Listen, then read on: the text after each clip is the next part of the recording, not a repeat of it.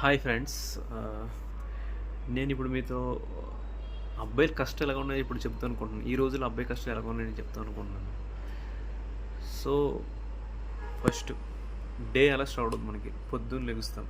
పొద్దున్న లేచినప్పటి నుంచి రెస్పాన్సిబిలిటీ స్టార్ట్ అవుతుందా? రెస్పాన్సిబిలిటీ స్టార్ట్ అయిపోతే ఇంటి నుంచి ఫోన్. మీరు ఎక్కడో పని చేస్తారు, ఫర్ ఎగ్జాంపుల్ హైదరాబాద్, బెంగళూరు, చెన్నైలో పని చేస్తుంటారు. తెల్లారి ఫర్ ఎగ్జాంపుల్ మీ పేరెంట్స్ ఏమైనా ఓల్డ్ అయింటే సంథింగ్ కొంచెం ఓల్డ్ అయింటే ఫస్ట్ ఆఫ్ ఆల్ మనకి ఏంటంటే వాళ్ళ హెల్త్ కోసం మనకి మెయిన్ ఇష్యూ. వాళ్ళ హెల్త్ ఎలా ఉంటుంది ఏంటి అని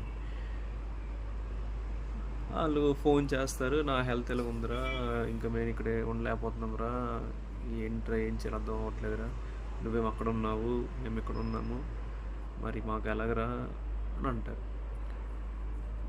ఒకటి పేరెంట్సా, వాళ్ళు వాళ్ళు పుట్టిన ఊరు వదిలేసి ఇక్కడ మన దగ్గర రాలేదు.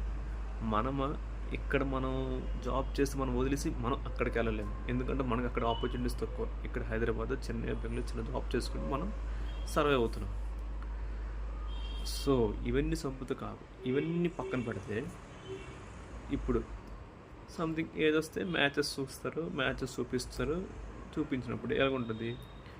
కొందరు ఏమంటారు, మీకు హైదరాబాద్లో ఇల్లు లేదా, పుట్టినూరులో కూడా ఇల్లు లేదు, ఎలా సంపాదిస్తున్నారు, ఎలా ఉండగలుగుతున్నారు, మీ పేరెంట్స్ మీ ఎవరు చూస్తున్నారు అని అంటారు.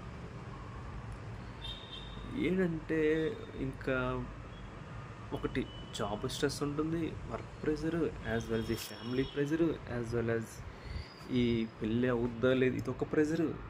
ఈ ప్రెషర్తో కూడుకొని అబ్బాయి మైండ్ ఎలాగైందంటే ఇంకా అలా డిప్రెషన్కి వెళ్తుంది. ఈ మధ్యన చాలా అబ్బాయిలు చూస్తున్నాను, నేనంటే యాజ్ ఇఫ్ నేను ఫేస్ చేస్తాను.